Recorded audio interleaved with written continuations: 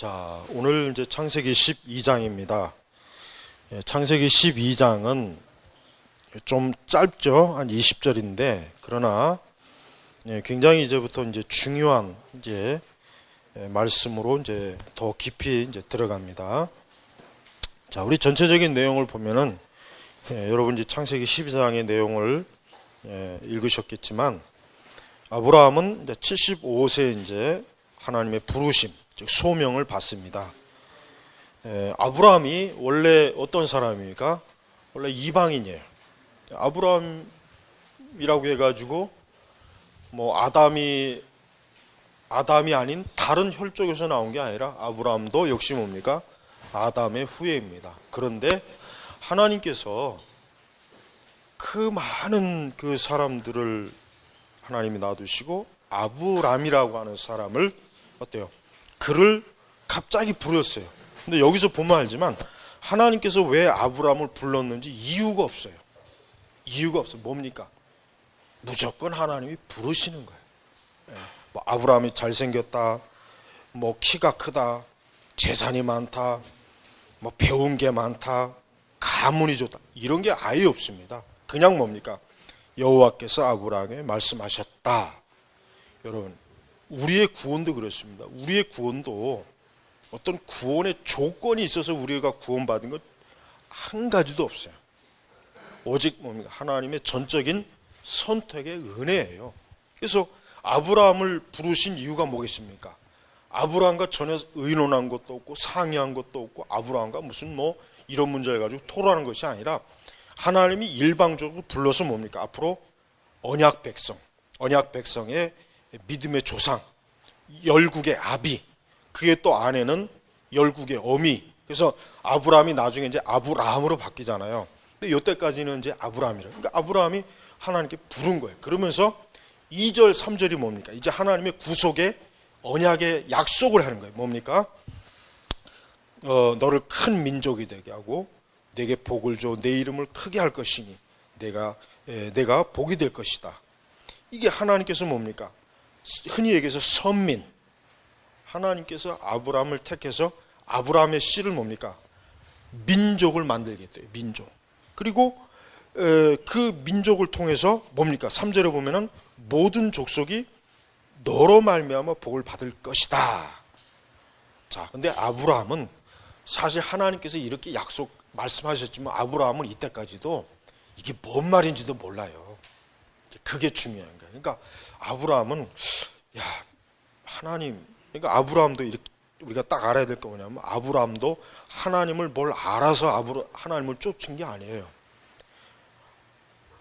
우리가 이제 지금은 우리가 잘 모르지만 하나님께서 사람을 부르는 이 계시의 방식이 이때하고 지금하고는 또 틀립니다. 이때는 뭐 성경 말씀이 있는 것도 아니고 그게 아니잖아요. 분명히 아브라함이 명확하게 이성적으로 영적으로 인식할 수 있는 방식으로 하나님이 아브라함을 부른 거예요. 불러서 아브라함이 그걸 인식한 거예요. 그러니까 절대 아브라함 스스로가 내가 지금 망상에 빠졌구나, 내가 뭔가 미쳤구나, 내가 지금 머리가 좀 돌았구나, 절대 아브라함이 이렇게 생각하지 않았어요. 아브라함이 그렇게 멍청한 사람이 아니에요. 이게 종교학자들이 이 아브라함의 부름과 선택에 대해서 그런 식으로 해석을 하니까 제가 지금 이걸 알려주는 거예요. 절대 아브라함은 아주 맑은 정신, 이성이 있습니다. 절대 아브라함이 지금 종교적 망상에 빠져서 지금 이 하나님의 어떤 부르심이라고 하는 게 쫓아가는 게 아니에요. 그래서 아브라함은 하나님의 약속에서 큰 민족이 되게 하고 그 다음에 너를 저주하는 자에게 내가 저주하겠다 그랬어요. 그러니까 제가 여러분 지난번에 지금 이스라엘과 이 팔레스타인 분쟁이 있죠. 우리는 이 문제를 단순히 정치적 관점으로 보면 큰일 납니다. 우리는 이스라엘을 지지해야 돼요. 그 이유가 뭔지 아십니까? 저들은 하나님의 선민입니다. 신약시대라도 어쨌든 저들은 아브라함의 육신의 후예들이기 때문에 우리는 이스라엘을 지지해야 돼요. 그리고 또 이스라엘을 지지할 정당성이 충분히 있기 때문에 우리 그리스도인들, 교회는 팔레스틴을 지지하면 절대 안 돼요. 이게 영적인 거예요. 분명히 하나님이 너를 저주하는 자에게 내가 너를 저주하겠다 그랬어요.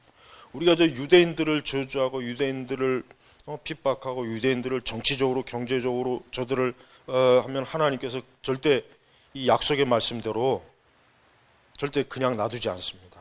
절대로 우리 그리스도인들 이걸 잘 알아야 돼요. 이런 걸 너무 몰라요. 자, 근데 이제 하나님께서 아브라함을 부르실 때 아브라함에게 몇 가지 요구했어요. 뭘 요구했습니까? 1절에 내 땅, 내 친족, 내 아버지의 집 떠나요. 여러분, 이건 뭘 얘기해요? 빈털터리로 나가라 이거예요. 빈손으로 나가라 이게 빈손으로.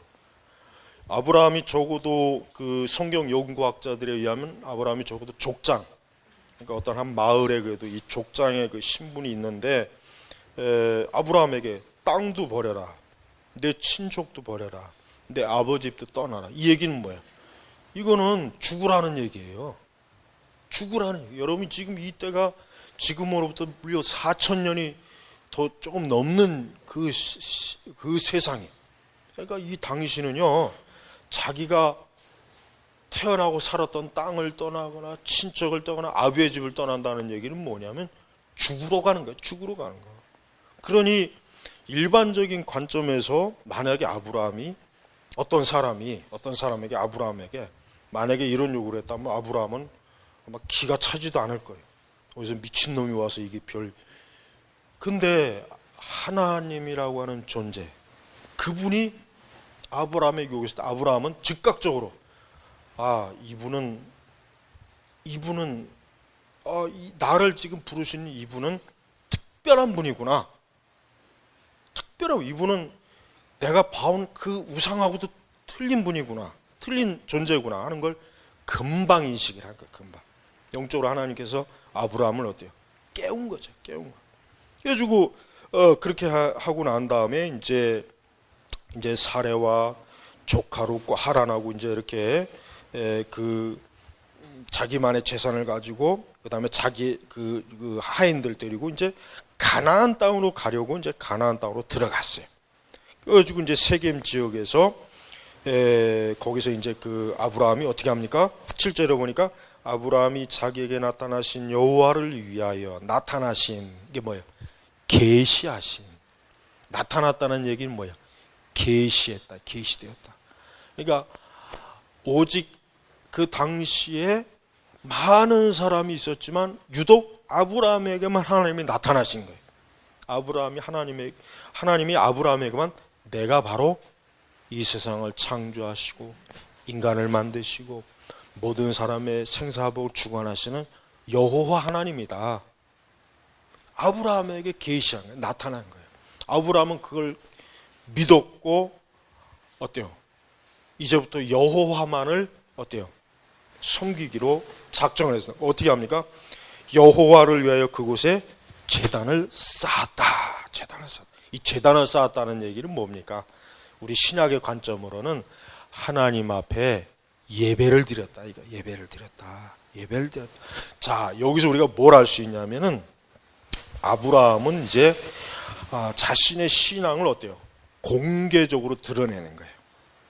이제 아브라함은 자기의 신앙을 숨기질 않아요. 왜냐하면 그 당시의 사람들은 결국은 잡동사니 우상을 다 믿고 섬기는 사람들인데, 근데 아브라함은 이제 뭐예요? 나는 이제 그 모든 우상하고는 관계를 끊겠다. 나는 이제 여호와 하나님만을 섬기겠다는 표시가 뭡니까? 그게 바로 제단을 쌓는 거예요. 제단을.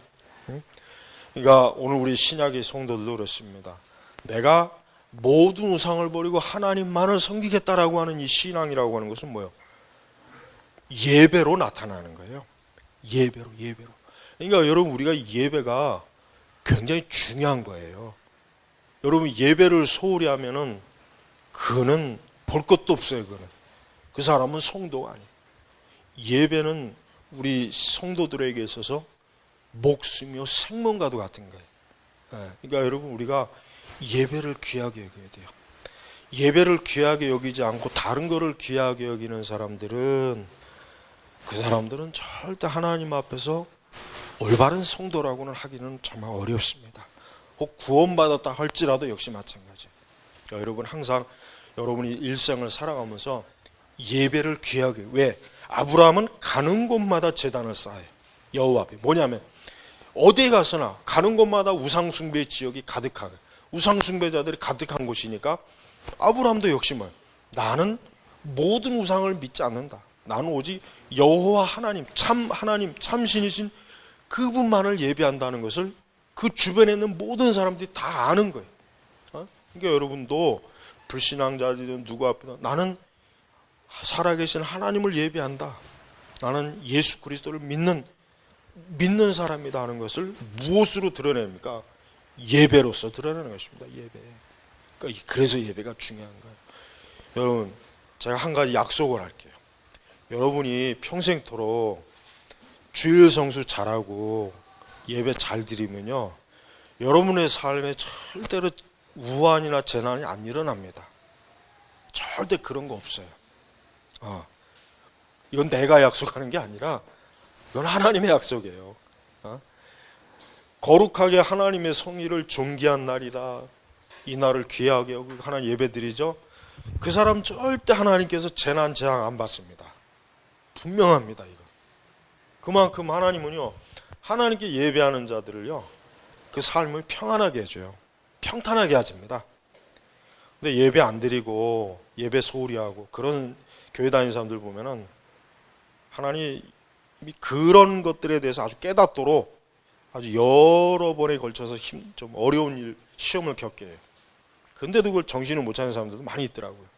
그러면 안 돼. 될 수 있는 한 어릴 때부터 예배를 꾸준하게 차분히 하나님께 드리면요, 그 삶이 평탄해요.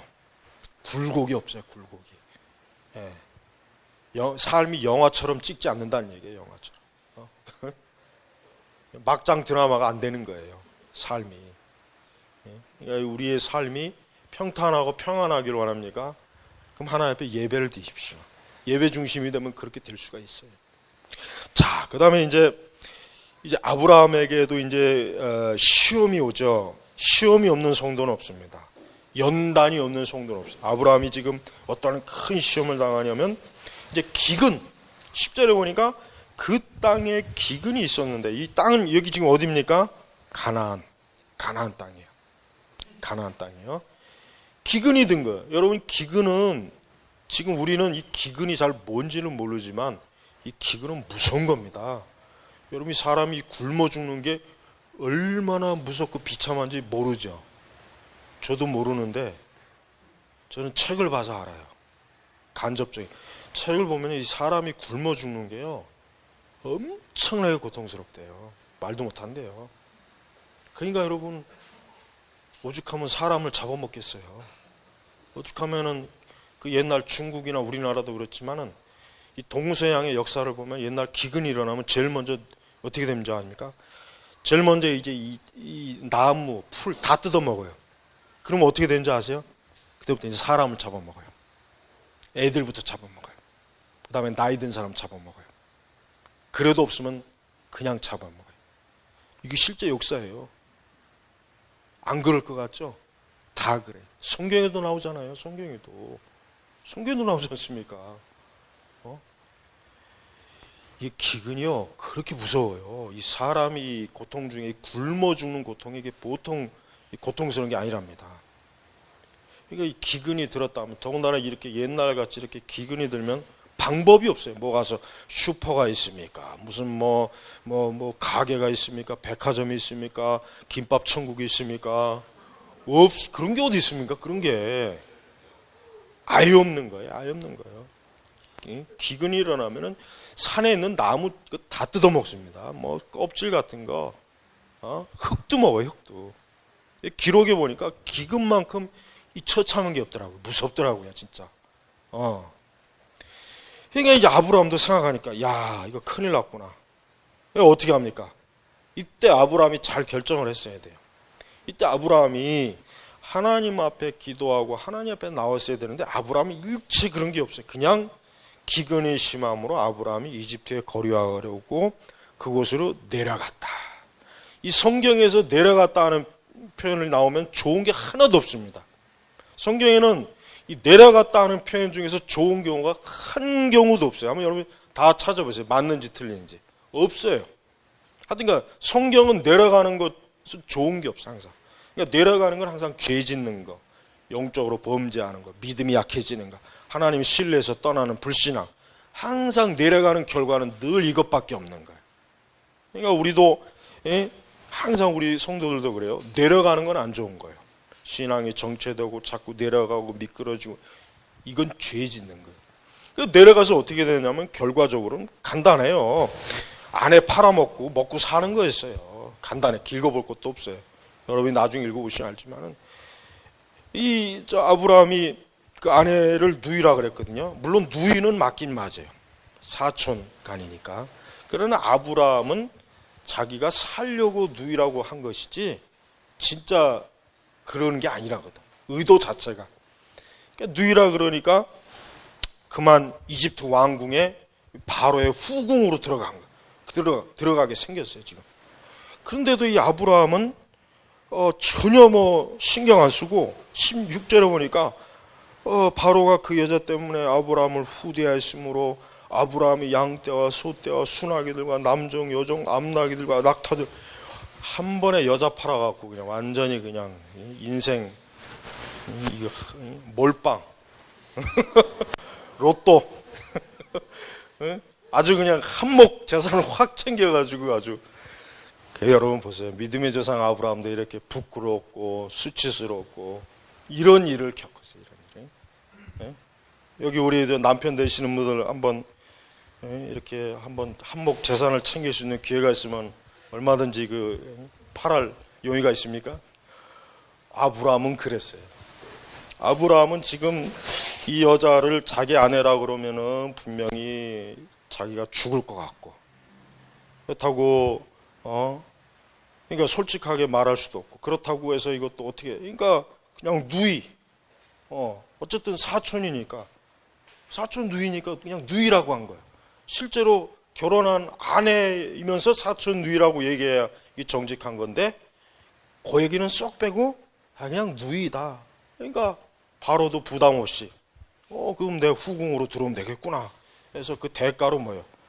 그냥 엄청나게 막 그냥 잔뜩 짊어준 거예요.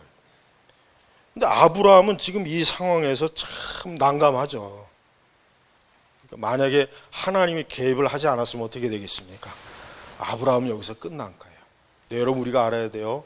사례는 어떤 여자입니까? 나중에 열국의 어미가 될 사람이에요.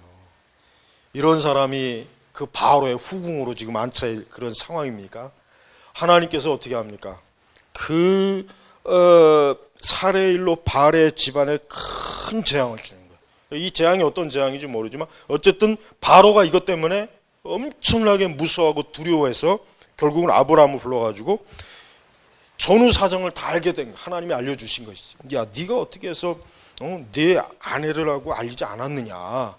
내가 자칫하면 너 때문에 지금 아주 크게 해를 당할 뻔하지 않았느냐. 그러니까 이제 아브라함이 참 수치와 부끄러움을 당한 거예요. 하나님 모르는 이방 그 왕에게 얼마나 이게 수치스럽고 부끄러운 것이겠어요.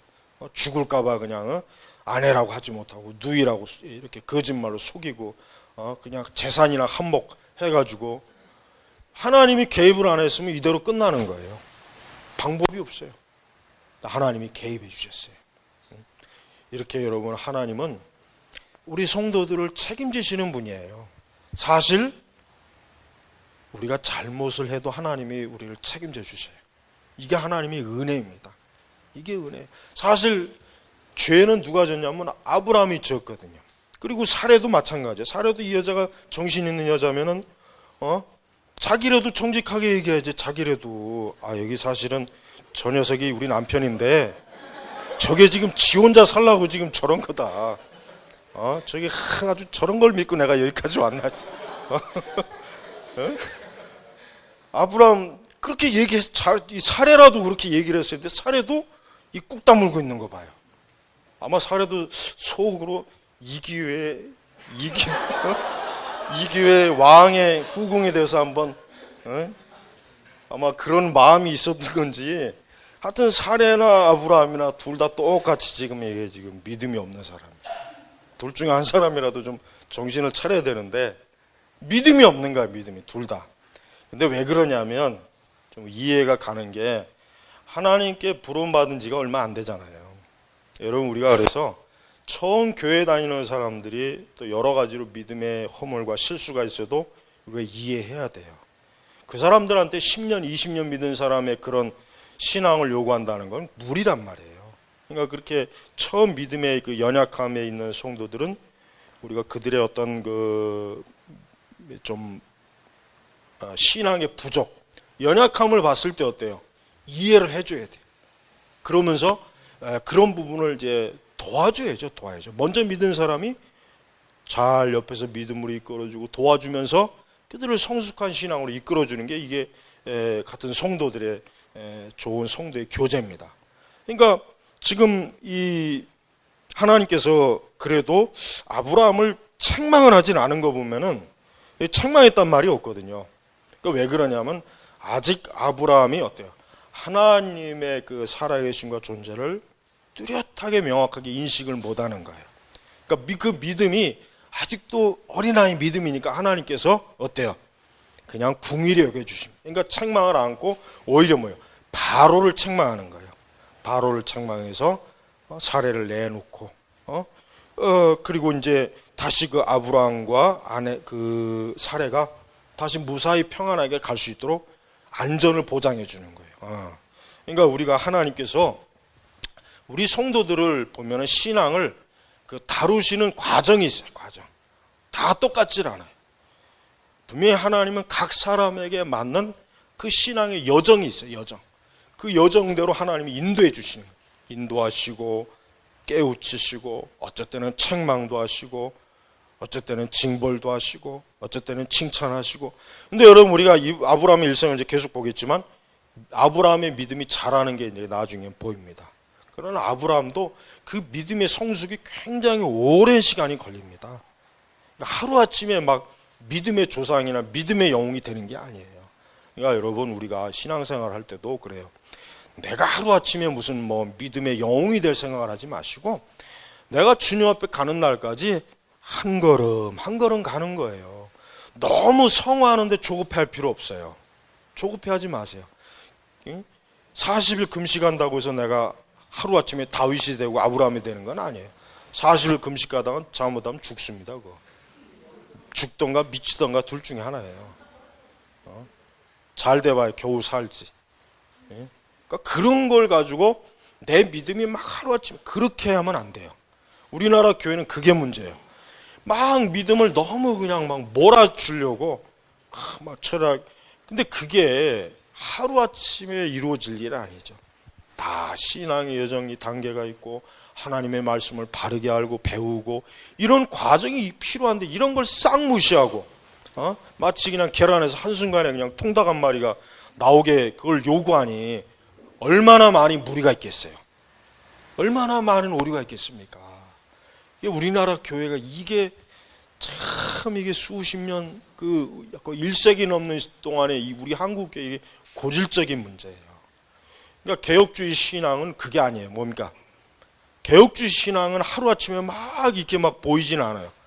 그러나 이 개혁주의 신앙은 하나님의 말씀대로 한 걸음 한 걸음 가는 거예요. 천천히. 그러나 결국 나중에 가면 뭡니까? 믿음의 거목이 되는 거예요. 거목이 되는 거란 말이에요. 그러나 이런 오순절이나 은사주 이런 신보 이런 신앙들은 그냥 냄비에 물 끓는 신앙이죠. 물 끓는. 그러니까 열매가 없어요. 깊이도 없고 이 세속도 이기지 못하고 인본주의도 이기지 못하고 무지하고. 그러니까 교회가 지금 이 모양 이 꼴이 되는 거 아닙니까? 그러니까 하나님께서는 아브라함의 믿음을 시험한 거예요. 시험한 거기도 하고 아브라함이 하나님을 절대적으로 붙잡지 않는 것이기도 하고. 그래서 결국 그가 그만 애굽에 내려가서 아주 큰 낭패와 수치를 당해서 두 사람이 아주 그냥 참 어려움을 당했죠. 어려움을. 응? 자, 그러나 여기에서 하나님의 어때요? 능력과 보호가 나타나요. 하나님께서 하나님의 택한 자들이 어떠한 실수나 잘못 그만 허물이 있어도 하나님은 그들을 다 어때요? 건지신 하나님, 건지신. 만약에 하나님께서 아브라함과 사례를 보고 야, 니들은 안 되겠다. 니들은 안 돼. 아웃. 니들의 신앙은 영 형편없어. 그렇다면 어떻게 되겠습니까? 이 두 사람은 멸망하는 거예요. 멸망하는 거랍니다. 그러나 이 두 사람은 하나님 버리지 않고 끝까지 믿음의 조상으로 세우지 않습니까? 자, 거기 보십시오. 우리 적용으로 잠깐 보면은, 자, 우상을 버리고 하나님의 부르심에 믿음으로 영접하는 그 성도의 모습이 아브라함에게서 보입니다. 그래서 우리 성도는요, 과거나 현재나 미래를 누구에게 의탁해야 됩니까? 하나님에게 의탁해야 돼요. 하나님에게. 여러분 보세요. 아니, 아브라함도 한번 곰곰이 생각을 해봤어야 돼. 그러니까 여러분, 그리스도인들은 생각을 잘하는 사람이어야 돼요. 자, 아브라함이 곰곰이 생각해 보는 거예요. 분명히 기근이 들었지만, 분명히 하나님께서 분명히 나에게 너를 큰 민족이 되게 하고 내게 복을 주겠다고 했다면은, 분명히 기근일지라도 하나님께서 분명히 나를 보호하시고 지키실 것이다. 이런 생각이 자연스럽게 들어와야 되는데, 아브라함은 어때? 당장 눈에 보이는 기근이니까 이거 큰일 났구나, 이거 죽게 생겼구나, 야 이거 빨리 살 길을 찾자 해가지고 그냥 애굽으로 바로 내려간 거예요. 그게 잘못됐다는 거예요. 항상 하나님의 말씀을 생각해서, 여러분 환난과 고난이 오면은 자꾸 막 두려워하거나 급하게 막 이렇게 막 성급하게 하지 말고 잠잠히 앉아서 말씀을 읽으세요. 말씀을 읽으란 말이에요. 하나님이 무엇을 말씀하셨는가? 아브라함도 하나님께서 그를 부를 때 한 약속만 제대로 기억하고 믿었다면 애굽에 내려갈 필요가 없어요. 그냥 분명히 하나님이 설마 날 굶겨 죽이겠느냐? 분명히 나를 통해서 큰 민족을 이루겠다고 했는데, 그럼 날 굶겨갖고 어떻게 큰 민족을 이루겠느냐? 상식적인 거잖아요. 상식적인, 영적인 생각이라. 근데 아브라함은 전혀 그런 생각을 못한 거예요. 그냥 당장 눈에 보이는 거, 육신적. 그러니까 하나님의 약속의 말씀이고 뭐고 다 팽개치고 그냥 애굽에 내려갔다가 두 부부가 쌍으로 그냥 개망신 당하고 아주 그냥 꼴불견을 보였지 않습니까? 그러니까 성도는 하나님 말씀을 벗어나면은 이렇게 개털이 되는 거예요. 개털이. 말씀을 벗어나면 개털이 된다니까요. 그러니까 성도는 말씀 벗어나면 부끄러움 당해요. 다윗도 그랬죠. 베드로도 그랬죠. 성경의 인물도 보면은 말씀 벗어난 사람은 전부 다 부끄러움과 수치 당하더라고요. 다 그래요, 다. 그러니까 절대 말씀을 벗어나면 큰일 납니다. 그리고 이제 아브라함은 아마 이런 경우를 통해서 이제 믿음으로 하나님 말씀에 순종하는 것, 이제 오직 모든 것을 버리고 하나님 부르심에 순종하는 것, 그것을 이제 배웠을 것입니다. 자기의 목숨도 어때요? 기꺼이 하나님 앞에 버려야 돼요. 자기의 목숨도 하나님께 맡겨서 내가 기근에 살던 죽던 하나님의 손에 맡기자. 하나님의 섭리에 맡기자. 이렇게 했어야 되는 거예요. 아브라함이 분명히 이 사건을 통해서 그걸 배웠을 거예요. 분명히 배웠을 거란 말이에요. 네 번째는 아브라함은 아직 뭡니까? 미숙한 신앙. 아까 제가 얘기했죠. 아직 아브라함의 신앙은 미숙합니다. 물론 하나님을 믿고 그렇지만 아직도 하나님을 아는 지식이었대요. 너무 미미하니까. 어린아이 같은 거. 너무 미미하니까. 하나님을 제대로 알았다면은, 하나님이 내가 비록 이렇게 빠져도 하나님이 나를 건지시고 보호할 거다. 분명히 이 하나님 아는 지식이 있었다면, 어때요? 그런 실수를 하지 않았을 텐데. 그러니까 다섯 번째, 하나님은 신자들을 어때요? 시험과 연단으로 이끄시는 섭리를 알아야 된다. 이 하나님의 섭리라고 하는 것은 다양해요. 다양한 차원이 있고 다양한 상황이 있습니다. 그래서 이 시험과 연단, 이걸 통해서 어때요? 그 믿음을 강하게 해주고 잘못된 것을 고치게 해주고 그릇된 길로 가지 못하게 하고, 하나님께서 이 성도들을 이끌 때 성도의 일생을 이와 같은 과정으로 이끄신다는 걸 우리가 알아야 되는 것입니다. 자, 다음에 이제 우리 그룹 토의에 여러분이 10가지가 있어요. 굉장히 좀 많은데 이게 지금 시간이 짧아서 제가 더 자세하게 지금 못하고 있습니다. 그러나 여러분이 10가지의 이 그룹 토의 문제는 굉장히 중요한 문제예요. 오늘 말씀에서 우리가 모든 적용점들이 10가지 다 나와 있습니다. 다 나와 있습니다. 그러니까 여러분, 우리 성도들은 오늘 이 12장을 통해서 아브라함이라고 하는 일생을 통해서 이 아브라함이 누굽니까? 우리예요. 바로 우리 자신입니다. 바로 우리예요. 지금 이 아브라함은 바로 우리를 말해요. 구원받은 우리 성도들을 말하는 거란 말이에요. 그러니까 이 아브라함 일생을 통해서 나도 이렇게 하나님의 말씀을 불신앙하고, 나 역시 어리석고 미련하고, 나 역시 하나님을 전적으로 의지하지 못하고 그저 보이는 상황에 휘둘리고 그저 육신의 감각에만 예민할 뿐 영적인 감각은 하나도 없고, 그러니까 내 자신이 결국 이와 똑같은 존재라는 것을 우리가 이 말씀을 통해서 우리가 알아야 되는 것입니다. 여러분, 하나님께서는 하나님이 택한 하나님의 참된 주의 자녀들은 절대로 버리지 않습니다. 절대로 버리지 않습니다. 어떠한 상황과 어려움일지라도, 어떠한 환경이 있을지라도 하나님은 그를 끝까지 보호하시고 끝까지 지키시고, 한번 택한 자는 반드시 구원의 길로 아주 확실하게 하나님이 잡아주시는 분이에요. 아브라함이나 사레의 선택에 의했다면 이미 이 사람은 이미 벌써 멸망하고 죽었어야 돼요. 그러나 누구에게? 하나님의 주권에 있기 때문에 아브라함과 사레는 어때요? 결국은 열국의 아비와 열국의 어미가 되는 것이에요. 그러니까 우리 성도들도 이 창세기의 이제 아브라함의 이 여정을 통해서 내 신앙의 여정도 여러분들이 발견해야 하고, 내 신앙도 이와 같은 과정 속에 있구나 하는 것을 여러분이 본다면, 여러분이 오늘 지금 이 시간, 이 현재 내 믿음의 길을 어떻게 가야 할지를 아마 여러분들이 더 잘 깨달을 수가 있을 것입니다. 아무쪼록 이제 창세기 12장, 다음 주에는 이제 13장. 이 아브라함의 일생이 굉장히 길죠. 아주 창세기 50장에 이 아브라함의 일생이 굉장히 많은 양을 차지해요. 왜? 중요하니까 그런 거예요. 중요하니까. 그러니까 앞으로 매 주일마다 이 말씀을 더 자세히 한번 살펴보겠습니다. 기도하겠습니다. 하나님 아버지, 감사합니다. 오늘 이 말씀을 통해서 우리 성도들의 일생, 우리 신자들의 삶의 한 걸음 한 걸음이 하나님의 손에서 계획되어지고 인도받고, 또 하나님의 보호와 하나님의 은혜 가운데 있는 것을 다시 한번 저희가 알게 됩니다. 아버지 하나님, 우리 선민교회 모든 교우들 한 사람 한 사람도 오늘 이 아브라함이 바로 우리 자신이라는 걸 알고, 하나님께서 아브라함을 어떻게 대하셨는가를 보면서 자신을 하나님이 어떻게 대하시고 인도하시고 섭리하시고 주권적으로 이끄신가를 더욱 분명하게 깨닫고 알아서 하나님 앞에 온전한 성도로서 살아가도록 인도하옵소서. 감사하며 우리 주 예수님의 이름으로 기도 올렸습니다. 아멘.